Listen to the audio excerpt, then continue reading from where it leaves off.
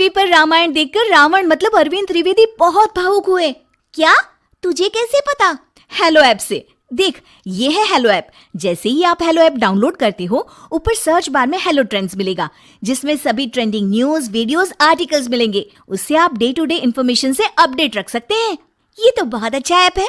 मैं अभी डाउनलोड करके खुद को अपडेट करती हूँ। सास बनी डंडे वाली भूत। शिखा की नई नई शादी हुई थी। उसका मायका और ससुराल दोनों कानपुर में ही थे, इसलिए उससे मिलने उसके भाई अक्सर आते जाते रहते थे। ये बात शिखा की सास मीना को बिल्कुल पसंद नहीं थी। मम्मी जी, आज राहुल भैया आ रहे हैं। कौन? तेरे चाचा का लड़का? जी मम्मी जी। अरे पर वो तो दिल्ली में रहता है ना? हाँ मम्मी जी, उन्हें कल सुबह दिल्ली के लिए निकलना है, तो वो आज मुझसे मिलते हुए कल सुबह यहीं से निकल जाएंगे। हमने तो धर्मशाला खोल रखी है ना। कुछ कहा क्या मम्मी जी? मैंने कहा हाँ हाँ, आने दे तेरे भैया को, जमकर खातिरदारी करेंगे। अब तो कुछ करना ही पड़ेगा, इससे पहले कि मेरा घर धर्मशाला बन जाए। ये कैसी बातें कर रही हो मीना? सच ही तो कह रही हूँ। अभी इसकी शादी को साल भर भी नहीं हुआ और आए दिन इसके घर वाले आ धमकते हैं। अरे तो क्या हुआ, वो इसी शहर में रहते हैं तो हाल चाल लेने आ जाते हैं। इस बार मैं उनका हाल और चाल दोनों ही बिगाड़ दूंगी। अब बहुत हो गया जी। अरे ये कैसी बातें कर रही हो? हे भगवान, बस आप तो देखते जाइए। शाम को राहुल आता है। नमस्ते आंटी, कैसे हैं आप लोग? हम लोग तो ठीक है, तुम कैसे हो बेटा? मैं भी अच्छा ही हूँ आंटी। बस आज रात के बाद नहीं रहोगे। चलिए भैया, मैं आपको हमारा घर दिखाती हूँ। रात में खाने के टेबल पर शिखा, रोहित कहीं दिखाई नहीं दे रहा। जी भैया, वो ऑफिस के काम से बाहर गए हैं, कल शाम तक आएंगे। अच्छा अच्छा। बेटा, क्या तुम भूत प्रेत में मानते हो? नहीं नहीं आंटी जी, पर अचानक आपको ये ख्याल कहाँ से आ गया?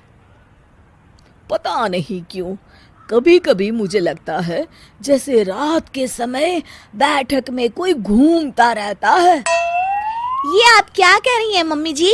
हाँ, तुम लोग घबरा ना जाओ, इसलिए मैंने आज तक इस बारे में कुछ नहीं कहा।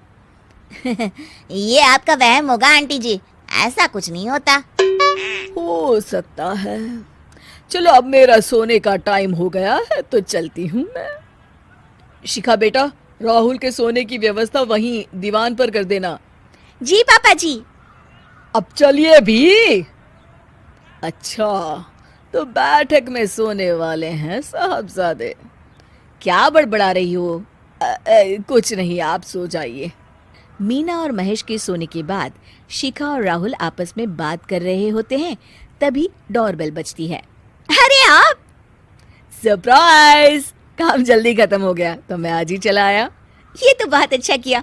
देखिए राहुल भैया भी आए हुए हैं, आप दोनों का मिलना भी हो जाएगा। कैसे हो रोहित? मैं तो ठीक हूँ भैया। शिखा, मैं भी आज यहीं सो जाता हूँ, राहुल भैया से बातचीत भी हो जाएगी। अच्छा अच्छा, ठीक है। मीना आधी रात को उठती है, कंबल मुंह से पैर तक ओढ़ के डंडा लेके बैठक में आती है और देखती है दीवान पर चादर ओढ़े कोई लेटा हुआ है। देखो तो कैसे मजे से सो रहा है बहन के ससुराल में। मीना ताबड़तोड़ 4-5 डंडे मार देती है। अरे मर गया! अरे बचाओ बचाओ, कौन है? मीना जल्दी से अपने कमरे में भाग जाती है। हे भगवान, ये मैंने क्या किया? ये रोहित कहाँ से आ गया? लगता है ये नालायक राहुल मेहमानों वाले कमरे में सो गया होगा। आज तो इसकी खैर नहीं। उधर बैठक में, अरे क्या हुआ रोहित? मैं बाथरूम में था, तुम्हारे चिल्लाने की आवाज सुनी। पता है भैया, मैं सो रहा था, अचानक से कोई आकर मुझे डंडे मारने लगा। ये क्या कह रहे हो? लगता है तुम भी आंटी की तरह भूत प्रेत में मानते हो। नहीं नहीं भैया, सच में कोई आया था। मैं तो जा रहा हूँ मेहमानों वाले कमरे में सोने के लिए। इस समय अपने रूम में जाऊंगा तो शिखा की नींद खराब हो जाएगी। ठीक है भाई, जाओ तुम, जहाँ तुम्हारा भूत डंडा लेके ना आ सके। थोड़ी देर बाद मीना कंबल ओढ़ के डंडा लेकर मेहमानों वाले कमरे में पहुंच जाती है। वो बिस्तर पर सोए रोहित को फिर डंडों से मारने लगती है। अरे मर गया, अरे मर गया। तू भूत प्रेत में नहीं मानता ना, ये ले अब डंडे खा। हैं?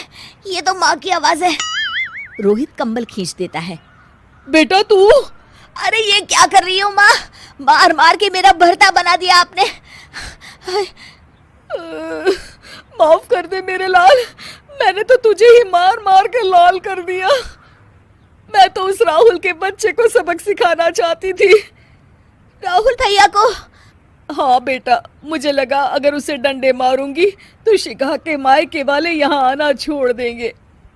हे भगवान, माँ ये घर शिखा का भी है, उसके घर वाले जब चाहे आ सकते हैं। हाँ बेटा, आज मुझे भगवान का इशारा समझ में आ गया। मैं कितना गलत करने चली थी और अपने ही बेटे को चोट पहुंचा दी। अब चुपचाप जाके सो जाओ माँ, और किसी को कुछ बताने की जरूरत भी नहीं है। शिक्षा दूसरों का बुरा चाहने वालों के साथ भी बुरा ही होता है।